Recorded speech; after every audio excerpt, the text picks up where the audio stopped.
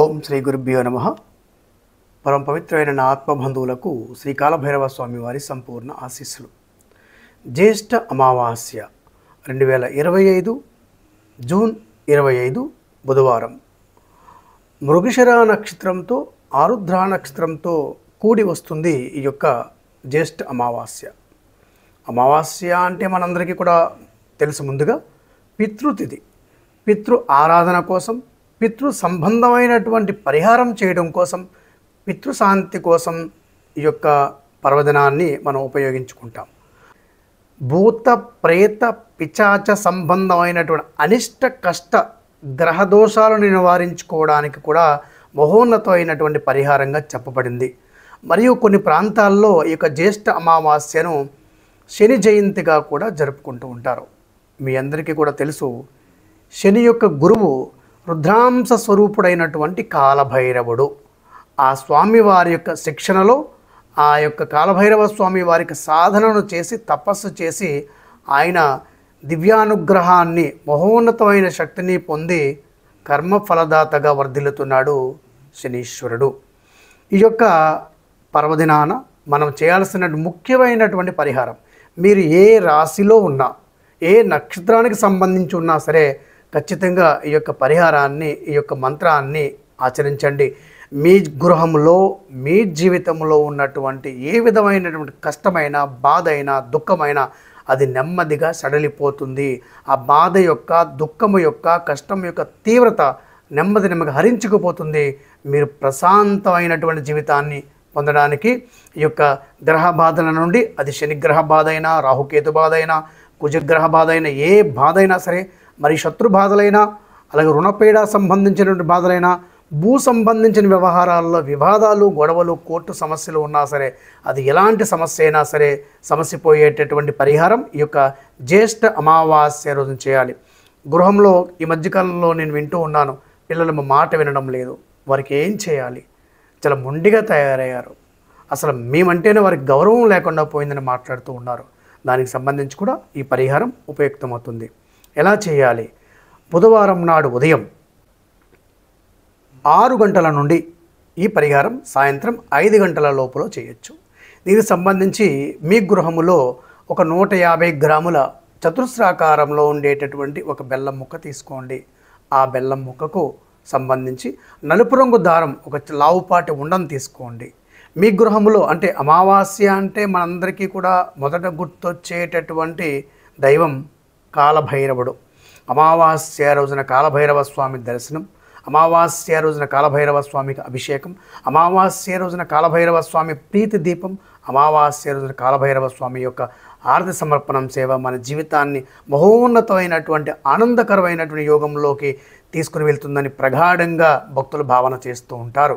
ఈ యొక్క స్వామివారికి సంబంధించి చిత్రపటం ఎక్కడైనా మీరు గోడకి తగిలించి ఉంటే కిందకి తీసి శుభ్రంగా ఒక వస్త్రంతో శుభ్రం చేసి, ఆ యొక్క పటానికి మీరు ఒక చిన్న ఎరుపు రంగు పూలదండను వేసి, అక్కడ మీరు ఒక ప్లేట్ నుంచి ఆ ప్లేట్ లోపల ఈ యొక్క పూజను చేయడానికి ప్రయత్నం చేయండి. అక్కడ మీరు ఒక ఇత్తడి పళ్ళెంలో ముందుగా మీరు ఆ యొక్క బెల్లం, 150 గ్రాముల బెల్లం తీసుకొని, ఆ బెల్లం పైన కుంకుమతో కానీ, సింధూరంతో కానీ స్వస్తిక్ వేయండి. పూజ ప్రారంభము నుండి ఆఖరి నిమిషం వరకు కూడా మీరు ఈ యొక్క స్వామివారి యొక్క నామస్మరణ చేయండి. ఓం హ్రీం వం వటుకాయ ఆపదుద్ధారణాయ కురుకురు వటుకాయ వం హ్రీం ఓం మమ రక్ష రక్ష. పూజ ప్రారంభము నుండి ముందుగా మనం పూజ చేసేటప్పుడు ఎప్పుడు కూడా పంచమూర్తి ధ్యానం చేస్తాం. పంచమూర్తి ధ్యానం మహోన్నతమైన ఫలితాన్ని ఇస్తుంది. ముందుగా మాతృదేవత, పితృదేవత, గురుదేవత, కులదేవత, గ్రామదేవతను స్మరించి, గణపతి స్వామివారిని స్మరించి, తర్వాత ఈ యొక్క కాలభైరవ స్వామి వారి యొక్క పంచోపచార పూజ చేస్తూ ఉంటాం. ఈ యొక్క పూజలో భాగంగా మీరు ముందుగా ఈ యొక్క బెల్లానికి నలుపు రంగు దారం 108 మార్లు ఆ యొక్క బెల్లానికి అడ్డంగా చుట్టాలి. స్వస్తిక్ పైన కింద కూడా స్వస్తిక్ వేసి ఈ యొక్క నలుపు రంగు దారం చుట్టూ కూడా మంత్రం జపం చేయండి. ఆ యొక్క దారం చుట్టినటువంటి ఆ బెల్లానికి అన్ని వైపులా కూడా ఈ యొక్క మధ్య వేలుతో కుంకుమని కానీ, సింధూరాన్ని కానీ బొట్టుగా పెట్టండి. పెట్టిన తర్వాత ఆ యొక్క బెల్లాన్ని ప్లేట్లో ఉంచి, ఆ యొక్క బెల్లం పైన ఒక మట్టి ప్రమిదను ఉంచండి.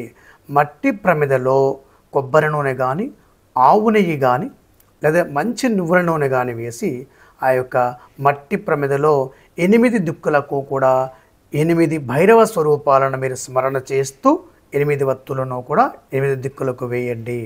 8 దీపాలు వెలిగించేటప్పుడు అష్టభైరవ నామాన్ని స్మరణ చేయండి. ఓం అసదంగ భైరవాయ, ఓం రుడుభైరవాయ, ఓం చండభైరవాయ, ఓం క్రోధభైరవాయ, ఓం ఉన్మత్త భైరవాయ, ఓం కపాల భైరవాయ, ఓం భీషణ భైరవాయ, ఓం సంహార భైరవాయ మమ రక్ష రక్ష అంటూ ఆ యొక్క స్వామివారి యొక్క నామం చేసి ఆ దీపాల కింద ఆ జ్యోతులు ఏవైతే వెలుగుతున్నాయో అక్కడ ఆ బెల్లం పైన 8 దిక్కులలో కూడా 8 లవంగాలను 8 యాలకులను ఉంచండి. ఉంచి అక్కడ మీరు ఆ యొక్క దీపాన్ని అలాగే స్వామివారి యొక్క చిత్రపటం మీకు ఎదురుగా ఉంది కాబట్టి పంచోపచార పూజలు చేయండి. ఇది శని దోషాలను సంపూర్ణంగా హరిస్తుంది, గ్రహ దోషాల నుండి విముక్తి కలిగిస్తుంది.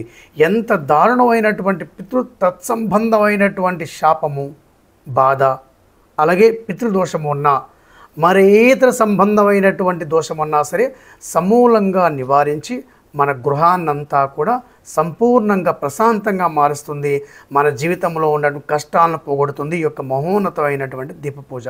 అక్కడ మీరు ఆ యొక్క యాలకులను లవంగాలను సమర్పించి పంచోపచార పూజ చేయండి ఆ బెల్లానికి, స్వామివారి యొక్క చిత్రపటానికి.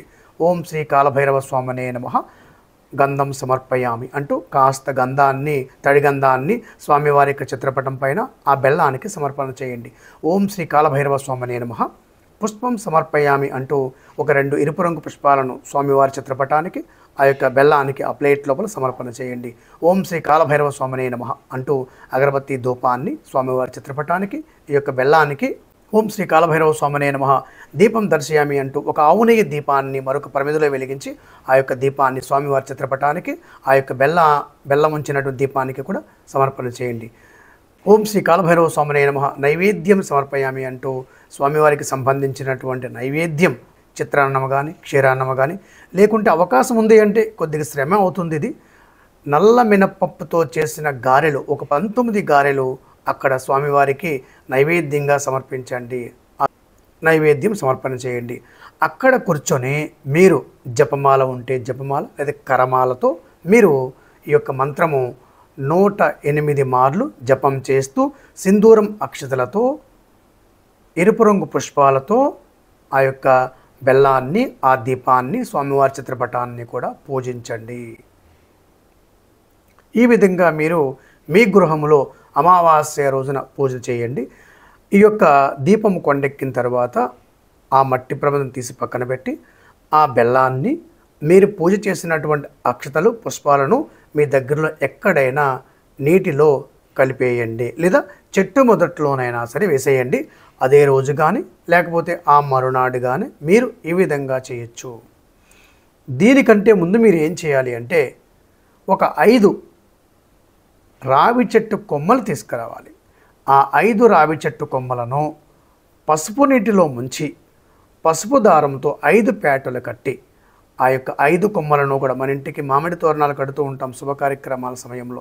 ఆ సమయంలో ఎలా అయితే కడతామో ఇక్కడ రావి కొమ్మలను ఉపయోగించి ఈ పూజలో ఉంచి పూజలో పూజించిన తరువాత ఆ యొక్క కొమ్మలను మీ ఇంటి యొక్క సింహద్వారం గుండా రావడం వెళ్ళడం జరుగుతుంది కాబట్టి ఆ సింహద్వారానికి ఈ యొక్క రావి కొమ్మలను పసుపు దారంతో వేలాడదీయండి. ఇవి మరలా అష్టమి వరకు ఉంచండి. అమావాస్య నుండి అష్టమి తర్వాత వాటిని ఎక్కడైనా నీటిలో లేదా చెట్టు మొదట్లో వేసేయండి.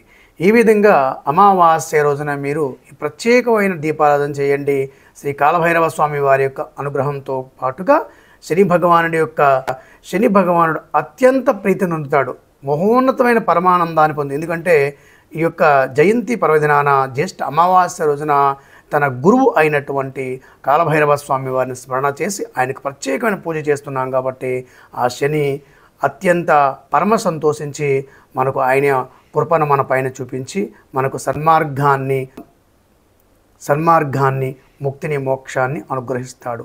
ఈ విధంగా అమావాస్య రోజున పూజను ఆచరించి కాలభైరవ స్వామి వారి యొక్క శని భగవానుడి యొక్క అనుగ్రహాన్ని మీరు పొందగలరు. అలాగే ఆ మరునాడు నుంచి ఆషాఢ గుప్త నవరాత్రులు పాడ్యమి నుండి నవమి వరకు, అనగా 26వ తారీఖు జూన్ నుండి 4 జూలై వరకు